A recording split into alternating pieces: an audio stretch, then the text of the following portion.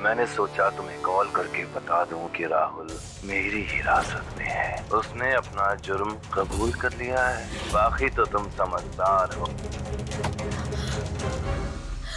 अथर्व, अब हम क्या करेंगे? मल्हार तो बच गया। राहुल को पकड़ा है ना मल्हार ने, लेकिन अभी तक उसके पास फोटोज नहीं आई हैं। मल्हार रानी मेरा कुछ नहीं बिगाड़ पाएगा।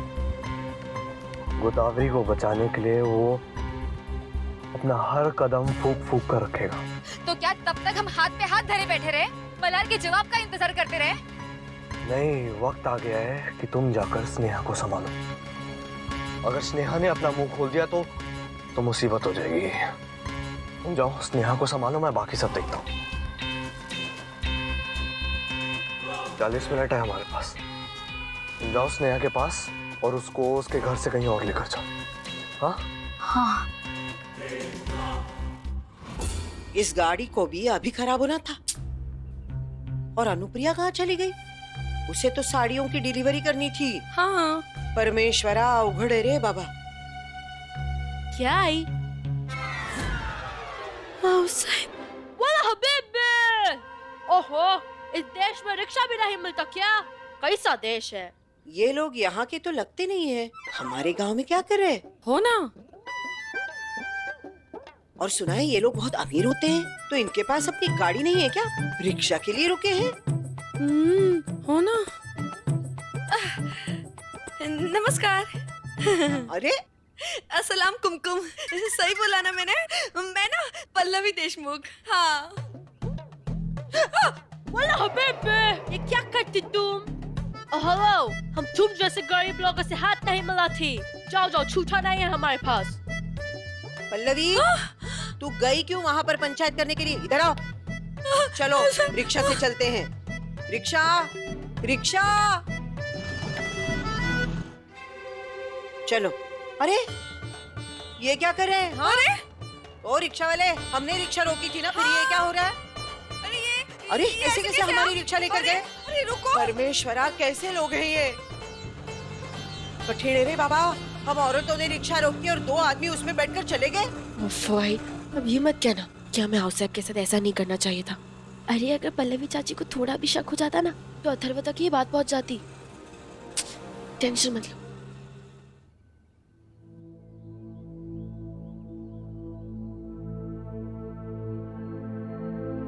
हवलदार साहेब,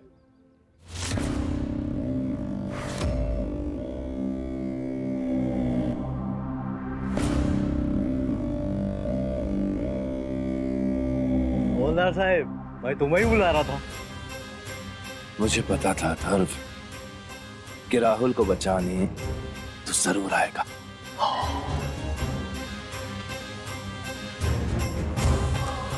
ये लो हवलदार भाव, मिठाई खाओ। राहुल को पकड़ने का जो इतना बड़ा तीर मारा है तुमने, नहीं खाओगे? मीठा पसंद नहीं? कोई बात नहीं, मैं खा लेता हूँ। I like it. आई शपथ, तुम्हें क्या लग रहा था कि राहुल को पकड़कर तुम मुझ तक पहुंच जाओगे? मैं तो सोच रहा था तुम्हें यही लग रहा होगा कि स्नेहा तुम्हें ब्लैकमेल कर रही है। कमाल करते हो भाव। पर भाव, जानते हो, तुम्हें जो उखाड़ना है ना, उखाड़ लो। मुझे हराने के लिए, मुझ पर केस करने के लिए तुम्हें स्नेहा की स्टेटमेंट की जरूरत है ना? क्या टाइम हो रहा है? सर टाइम तो 4:45 हो गया। 4:45, यानी कि 15 मिनट बाकी। कैसे करोगे तुम मल्हार बाबू? और एक बात बताऊं, इस वक्त दुनिया के सामने मेरी सच्चाई लाना बहुत खतरनाक है। जानते हो क्यों? क्योंकि गोदा की तस्वीरें अभी भी मेरे पास।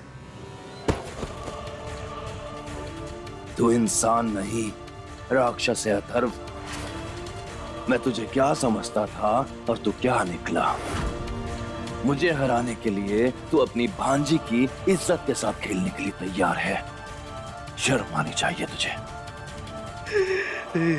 राक्षस, कितने अच्छे हो तुम, कितने अच्छे हैं तुम्हारे संस्कार, तुम्हारे उसूल। Good man. लेकिन मैं अथर्व बापट हूं। मेरी जिंदगी का सिर्फ एक ही उसूल है, जब घी सीधी उंगली से ना निकले ना तो उंगली टेढ़ी कर लेते हैं, और आजकल अथर्व बापट की उंगली टेढ़ी रहती।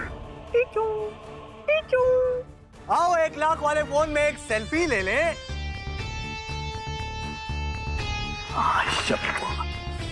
भाऊ लिटिल बिट स्माइल कर देते ना तुम तो मजा आ जाता।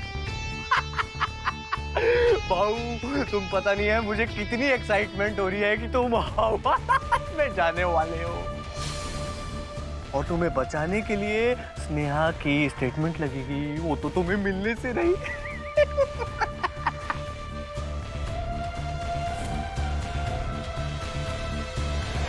वाला हबीबी, माशाल्लाह क्या खूबसूरती, दिल खुश कर दिया तुम हमारा। इसलिए हम दुबई का शेख मुंबई जाने से पहले तुमको यहाँ पे मिलने को आए।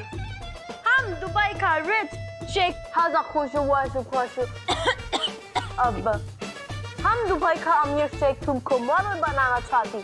हमारा प्रोडक्ट सारा खूब सुपर हिट। अरे वाह, ये तो बहुत अच्छी बात है। अगर आप बुरा ना माने तो मैं आपसे एक सवाल पूछ सकती हूँ? यही कि हम दुबई का अमीर शेख होके हमारा हिंदी इतनी अच्छी कैसे हम बताती। वो हम ना दरअसल बहुत हिंदी पिक्चरें देखते, रमेश सिप्पी की शोले से लेके राम गोपाल वर्मा की शोले सब देख चुकी। जरा हमारी तरफ देखती, कोई नूर का हीरा लगती तुम। नहीं, मैं ये पूछना चाहती थी कि मर्द होकर भी आपकी आवाज इतनी सॉफ्ट कैसे है? क्या? ये तुम क्या बोलती? हाँ, हम दुबई का रिच शेख तुम्हारा फ्यूचर ब्राइट करने को आती, तुम हमारा आवाज का इंसल्ट करती। नहीं, मेरा वो मतलब बिल्कुल भी नहीं था। वो सब छोड़ो, तुम दुबई आने को राजी होती कि नहीं? ऑफ कोर्स, मैं काम के लिए कहीं भी ट्रैवल करने के लिए रेडी हूँ।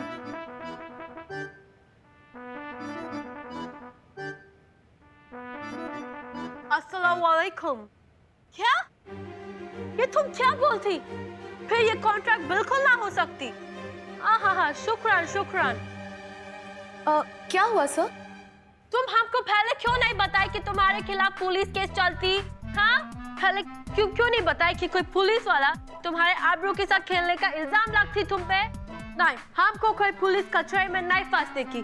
खुदा खैर, ये केस तो काफी लंबा जाएगा। उस्मान भाई चलो मेरे भाई। उस केस का टेंशन बिल्कुल मत लीजिए, मैं वो केस वापस ले लूंगी।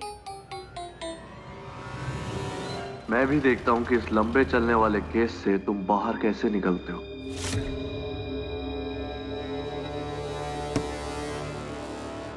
कमिश्नर साहब, अरे देखिए ना, मैं कब से भाऊ को कह रहा हूँ कि एक वकील कर लो, मदद मिलेगी, लेकिन भाऊ मेरी बात मान ही नहीं रहे। भाऊ को कुछ होगा तो मुझे अच्छा लगेगा क्या?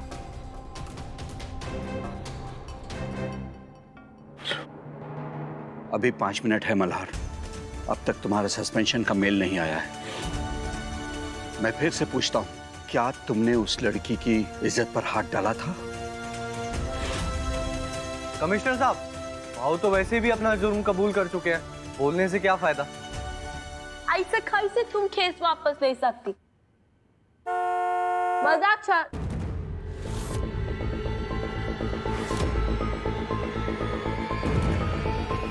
या वाला हबीबी, उस्मान मेरे भाई, हमको तुमसे कुछ बात करनी। अरे सुनो, मैं जो भी कहूँ ना उस पे बिल्कुल रिएक्ट नहीं करना। हाँ, लगता है बाहर कोई आया है, मैं उसको जाके संभालती हूँ। तुम किसी भी तरह इससे सच उगलवाओ, ठीक है? उस्मान मेरे भाई, तुम टेंशन बिल्कुल मत लो, हम सब संभाल लेती। अल्लाह की सुनो, हमको बाहर जाके कुछ जरूरी कॉल करनी, तब तक तुम मेरे भाई, मेरे जान उस्मान भाई से बात करेगी, ओके? भाई, I know you'll handle it. Lahore वक़्त। मिस्टर उस्मान, आप उस केस का बिल्कुल टेंशन मत लीजिए। आई प्रॉमिस, मैं वो केस वापस ले लूंगी। मेरी वजह से आपको कोई नुकसान नहीं होगा। लाहौल वाला कोत, चंद रुपए के काम के लिए तुम अपने आबरू के साथ खिलवाड़ करने वाले मर्द को ऐसे ही जाने देती? उसको तो सजा मिलनी मांगती। नहीं, वो एक्चुअली ये सब झूठ है। एसीपी ने मेरे साथ कुछ नहीं किया। मैंने उन पे झूठा इल्जाम लगाया था। उसने मेरे साथ कुछ गलत नहीं किया।